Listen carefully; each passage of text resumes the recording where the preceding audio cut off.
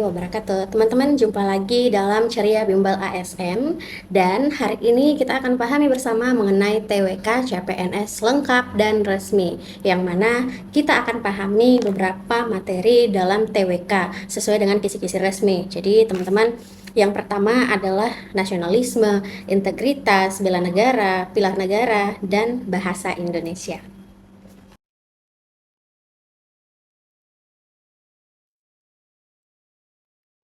Oke, teman-teman, jadi yang wajib Anda pahami bahwa tes wawasan kebangsaan itu merupakan salah satu komponen utama dalam seleksi calon aparatur sipil negara atau CASN yang dirancang untuk mengukur sejauh mana seorang calon abdi negara memahami, meyakini, dan mengamalkan nilai-nilai kebangsaan dalam konteks pelayanan publik. Jadi, teman-teman, TWK di sini tidak sekedar menilai kemampuan kognitif dalam mengingat fakta sejarah, pasal, atau definisi perundang-undangan, tetapi lebih jauh menilai kedalaman karakter, integritas moral, dan kesetiaan terhadap prinsip-prinsip dasar kehidupan berbangsa dan bernegara. Oke, teman-teman, jadi secara substansi TWK di sini mencakup 5 ranah utama. Jadi kalau Anda lihat di sini ada nasionalisme. Nah, nasionalisme itu menempatkan kepentingan negara di atas kepentingan pribadi atau kelompok serta menjaga identitas kebangsaan dalam setiap keputusan pelayanan publik. Selanjutnya integritas. Jadi substansi yang diujikan selanjutnya adalah integritas ya, teman-teman. Nah, integritas ini mencakup kejujuran, konsistensi moral, akuntabilitas, dan keberanian menolak konflik kepentingan, gratifikasi, serta praktik tidak etis. Selanjutnya adalah bela negara, teman-teman. Kita bisa lihat di sini. Jadi bela negara merupakan kesadaran berperan aktif, menjaga kedaulatan, menjaga hukum atau menegakkan hukum, dan keberlangsungan layanan publik, termasuk kesiapsiagaan dalam ketahanan di lingkungan kerja. Nah, selanjutnya adalah pilar negara ya, teman-teman. Nah, substansi pilar negara ini menyangkut pemahaman dan pengamalan Pancasila, Undang-Undang Dasar 1945, NKRI, dan Bhinneka Tunggal Ika, serta sebagai rujukan dalam pengambilan keputusan birokratis yang adil, transparan, dan proporsional. Nah, terakhir, teman-teman, yang kelima adalah bahasa Indonesia. Jadi, lingkup bahasa Indonesia ini masuk juga dalam substansi TWK, yang mana bahasa Indonesia ini merupakan kemampuan berbahasa baku, bagaimana efektif dan etis dalam konteks kedinasan, kemudian bagaimana memahami teks kebijakan, menyusun kalimat efektif, kemudian dalam hal menggunakan pedoman umum ejaan bahasa Indonesia, serta bagaimana teman-teman mampu memilih diksi yang tepat dan santun, serta menulis atau menyunting naskah dinas. Jadi teman-teman, harapannya di sini ketika Anda sudah memahami 5 ranah TWK ini, yang mana nasionalisme, integritas, bela negara, pilar negara, dan bahasa Indonesia, Anda tidak hanya dipersiapkan untuk menjawab soal dengan cepat, tetapi juga mampu untuk bernalar, bersikap, dan berkomunikasi layaknya aparatur yang profesional. Oke teman-teman, langsung saja kita ke contoh soalnya. Dalam proses perumusan kebijakan daerah, seorang ASN berada dalam posisi strategis untuk memberikan rekomendasi. Ia menghadapi tekanan dari kelompok tertentu yang memiliki kesamaan latar belakang daerah dan budaya dengannya agar mendukung kebijakan yang menguntungkan kelompok tersebut. Kebijakan ini secara formal tidak melanggar hukum, namun berpotensi mengabaikan kepentingan masyarakat lain yang lebih luas. Jika dianalisis berdasarkan nasionalisme dalam kerangka Pancasila dan etika ASN, sikap paling tepat dan mendasar yang harus diambil ASN tersebut adalah A. Mendukung kebijakan tersebut sebagai bentuk loyalitas sosial dan kultural. B. Menolak kebijakan secara terbuka sebagai bentuk keberpihakan moral. C. Mengikuti arahan pihak yang lebih dominan demi menjaga stabilitas organisasi. D. Menempatkan kepentingan bangsa dan keadilan publik di atas afiliasi kelompok atau identitas pribadi. Atau E. Menyerahkan sepenuhnya keputusan kepada mekanisme mayoritas yang berlaku. Oke teman-teman, silahkan latihan soal dalam 10 detik.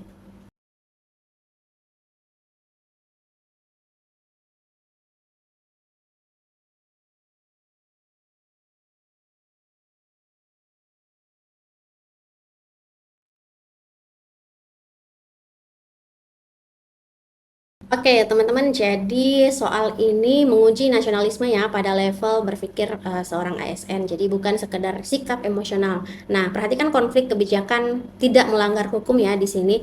Kemudian, tetapi menguntungkan kelompok tertentu karena kesamaan identitas. Nah, teman-teman, di sini berpotensi merugikan masyarakat yang lebih luas. Nah, disinilah jebakannya teman-teman, bahwa banyak peserta tergoda memilih solidaritas kelompok, stabilitas, atau mayoritas. Padahal dalam nasionalisme Pancasila itu ASN bukan wakil kelompok, melainkan wakil negara. Jadi teman-teman, di sini nasionalisme berarti menempatkan kepentingan bangsa dan keadilan publik dan persatuan Indonesia di atas afiliasi pribadi, budaya, ataupun tekanan sosial. Jadi karena itu teman-teman, jawaban yang tepat adalah D, menempatkan kepentingan bangsa dan keadilan publik di atas afiliasi kelompok atau identitas pribadi. Yang mana di sini kita bisa lihat pada pembahasannya ASN adalah representasi negara, bukan perpanjangan identitas kelompok. Kemudian,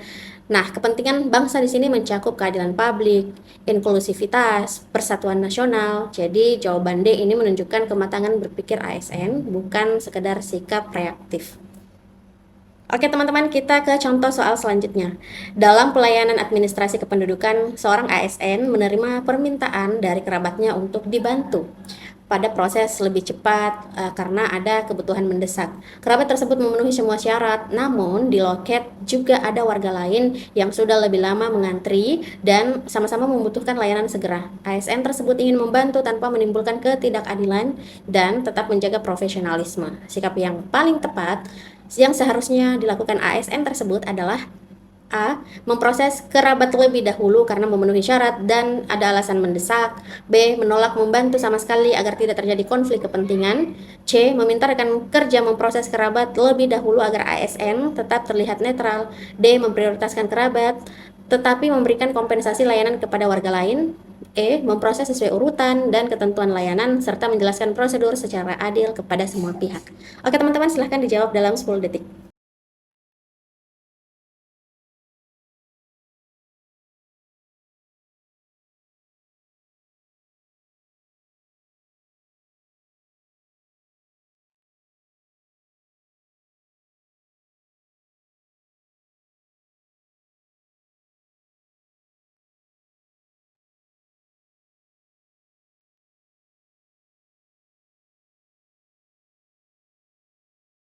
Oke, teman-teman, jadi benar sekali jawaban yang tepat adalah E, memproses sesuai urutan dan ketentuan layanan serta menjelaskan prosedur secara adil kepada semua pihak. Nah, teman-teman, bisa kita lihat di sini soal ini menguji integritas ASN dalam menghadapi konflik kepentingan antara relasi pribadi dan keadilan pelayanan publik. Nah, pilihan E ini tepat karena menegakkan prinsip profesionalisme, keadilan, dan netralitas tanpa diskriminasi. Nah, teman-teman, di sini membantu kerabat dengan mendahulukan layanan menciptakan ketidakadilan meskipun alasan mendesak dan syarat terpenuhi. Oke, teman-teman, ini kalau Anda sudah paham mengenai cara bernalarnya, itu akan mudah sekali Anda menemukan jawaban yang paling tepat. Oke, kita ke contoh soal selanjutnya. Oke, teman-teman, kita ke soal selanjutnya. Dalam proses penertiban kawasan kota, pemerintah daerah melakukan relokasi warga yang tinggal di bantaran sungai karena alasan keselamatan dan tata kota. Kebijakan tersebut dilakukan sesuai aturan yang berlaku. Namun, dalam pelaksanaannya, sebagian warga dipindahkan tanpa dialog yang memadai dan tanpa memperhatikan kondisi sosial mereka, sehingga menimbulkan kesulitan hidup bagi warga terdampak. Jika ditinjau berdasarkan nilai Pancasila, persoalan paling mendasar dari kebijakan tersebut adalah A. Pengabaian perlakuan yang adil dan beradab terhadap warga berdampak atau terdampak. B. Tidak optimalnya sosialisasi kebijakan kepada masyarakat. C. Lemahnya koordinasi antar instansi pemerintah. D. Tidak dijalankannya musyawarah secara menyeluruh. Atau E. Kebijakan berpotensi mengganggu ketertiban sosial. Oke teman-teman, silahkan latihan soal dalam 10 detik.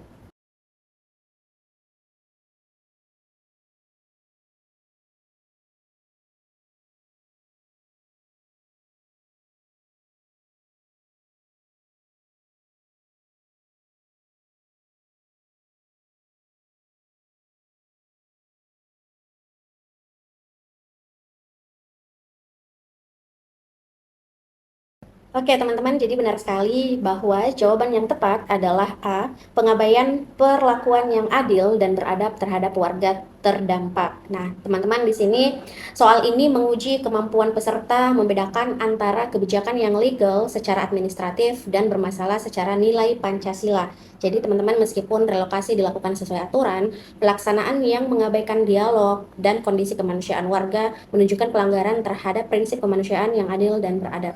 Oleh karena itu, teman-teman, persoalan yang paling mendasar terletak pada pengabaian martabat dan perlakuan manusiawi terhadap warga. Oke, teman-teman, kita ke contoh soal selanjutnya. Pemerintah daerah membatasi kegiatan penyampaian pendapat di ruang publik dengan alasan menjaga ketertiban dan keamanan masyarakat. Pembatasan tersebut diterapkan secara umum meskipun kegiatan yang direncanakan bersifat damai dan tidak menimbulkan ancaman nyata. Pemerintah beralasan bahwa kebijakan tersebut diperlukan untuk mencegah potensi gangguan sosial. Jika ditinjau berdasarkan Undang-Undang Dasar 1945, persoalan paling mendasar dari kebijakan tersebut adalah A. Pemerintah daerah belum melakukan sosialisasi kebijakan secara optimal. B. Kebijakan berpotensi menimbulkan ketidakpuasan sebagai masyarakat. C. Pemerintah lebih mengutamakan stabilitas dibandingkan aspirasi publik. D. Pembatasan hak konstitusional warga negara tanpa dasar yang proporsional. Atau E. Pembatasan dilakukan demi menjaga ketertiban umum. Nah, teman-teman, di sini bisa kita lihat clue-nya ya. Jadi persoalan paling mendasar dari kebijakan tersebut itu apa? Nah, teman-teman, silahkan latihan soal dalam 10 detik.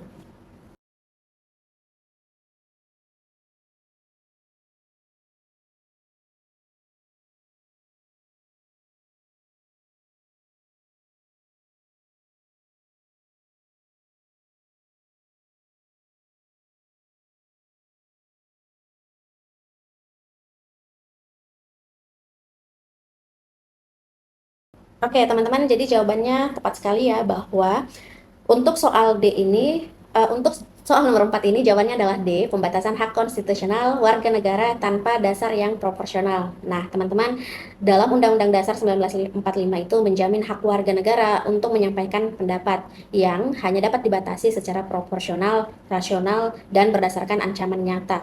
Dalam kasus ini, pembatasan dilakukan secara umum tanpa alasan yang jelas dan terukur. Oleh karena itu, persoalan paling mendasar terletak pada pembatasan hak konstitusional warga negara yang tidak proporsional.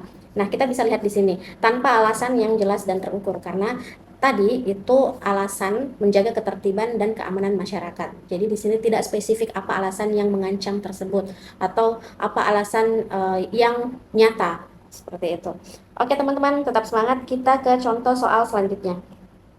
Di tengah maraknya penyebaran informasi di media sosial, seorang warga negara menemukan konten yang belum terverifikasi kebenarannya dan berpotensi menimbulkan keresahan serta perpecahan di masyarakat.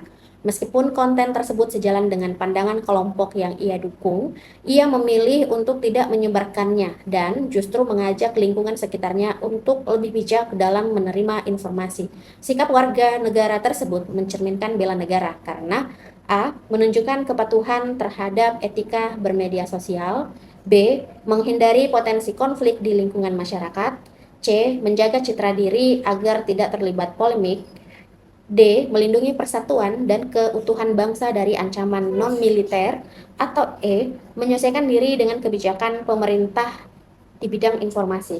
Nah, teman-teman, silahkan Anda jawab dalam 10 detik.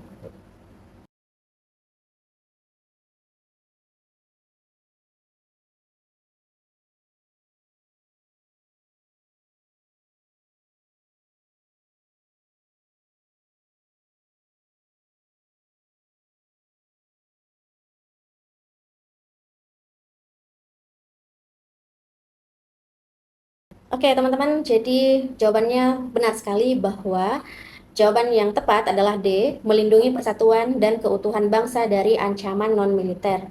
Jadi teman-teman, bela negara tidak selalu diwujudkan melalui tindakan militer ya, tetapi juga melalui sikap sadar dan bertanggung jawab dalam menghadapi ancaman non-militer seperti hoaks dan provokasi. Dengan menolak menyebarkan informasi yang berpotensi memecah belah, warga negara tersebut berperan aktif menjaga persatuan dan keutuhan bangsa. Oleh karena itu, teman-teman, opsi D paling tepat mencerminkan nilai bela negara. Nah, teman-teman, kita ke contoh soal selanjutnya. Dalam sebuah diskusi publik, muncul pandangan bahwa salah satu pilar negara dapat sementara karena dianggap tidak relevan dengan kondisi masyarakat saat ini. Pandangan tersebut mendapat dukungan sebagian peserta diskusi dengan alasan efisiensi dan penyesuaian zaman. Namun, pihak lain menilai bahwa pandangan tersebut berpotensi melemahkan kehidupan berbangsa dan bernegara. Jika ditinjau berdasarkan konsep pilar negara, sikap yang paling tepat dalam menyikapi pandangan tersebut adalah A. Menerima pandangan tersebut sebagai bentuk kebebasan berpikir masyarakat. B. Menunda pembahasan hingga ada kesepakatan mayoritas. C. Mengganti pilar negara dengan nilai yang dianggap lebih sesuai dengan zaman. D. Menyerahkan penilaian kepada lembaga politik yang berwenang. Atau E. Menegaskan bahwa seluruh pilar negara saling berkaitan dan tidak dapat dipisahkan. Oke teman-teman, silakan Anda jawab dalam 10 detik.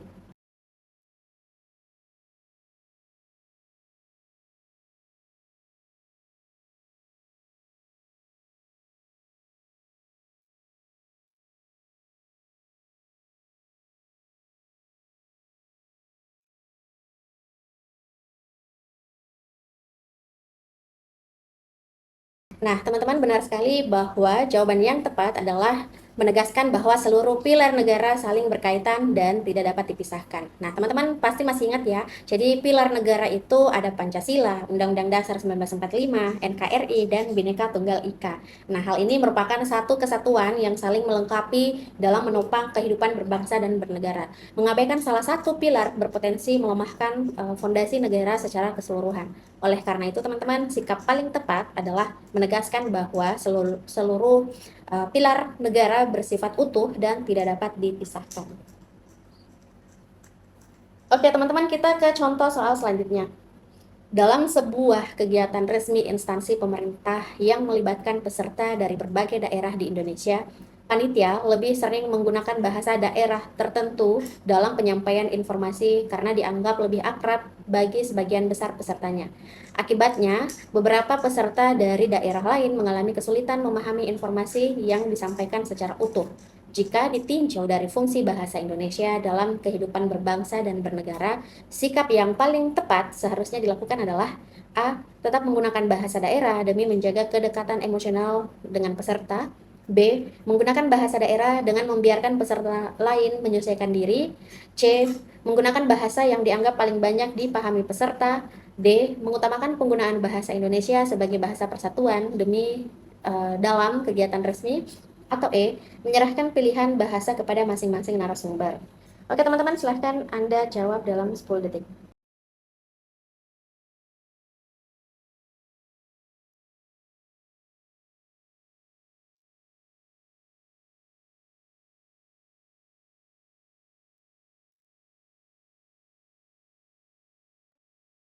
Jadi jawabannya adalah D, mengutamakan penggunaan bahasa Indonesia sebagai bahasa persatuan dalam kegiatan resmi. Jadi teman-teman, bahasa Indonesia di sini berfungsi sebagai bahasa persatuan yang menjamin komunikasi setara di tengah keberagaman daerah dan budaya. Jadi dalam kegiatan resmi negara, penggunaan bahasa Indonesia memastikan tidak ada pihak yang terpinggirkan secara komunikasi. Oleh karena itu, mengutamakan bahasa Indonesia merupakan sikap paling tepat dan mencerminkan nilai kebangsaan.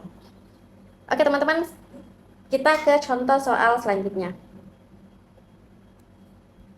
Seorang ASN mengetahui bahwa laporan kinerja unit kerjanya akan digunakan sebagai dasar penilaian dan pengambilan keputusan pimpinan.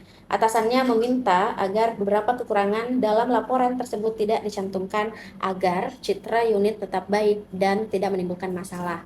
Permintaan tersebut tidak disertai ancaman, namun disampaikan dalam bentuk kepentingan bersama. Jika ditinjau berdasarkan nilai integritas ASN, sikap paling tepat yang seharusnya diambil adalah A. Mengikuti permintaan atasan demi menjaga nama baik unit kerja. B. Mengubah laporan secara terbatas agar tidak terlalu merugikan unit.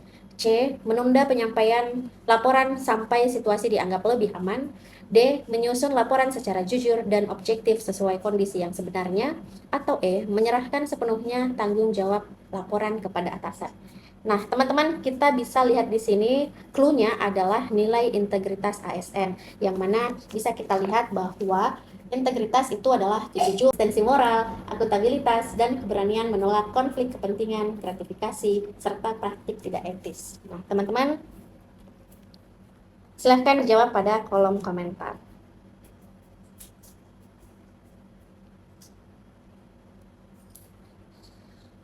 Oke teman-teman, terima kasih atas kebersamaannya bersama Ceria Bimbel ASN, cerdas, efektif, responsif, inovatif, dan handal. Salam sukses, semoga Anda bisa menjawab soal dengan tepat dan cepat. Terima kasih dan sampai jumpa. Jangan lupa subscribe, like, dan komen. Terima kasih.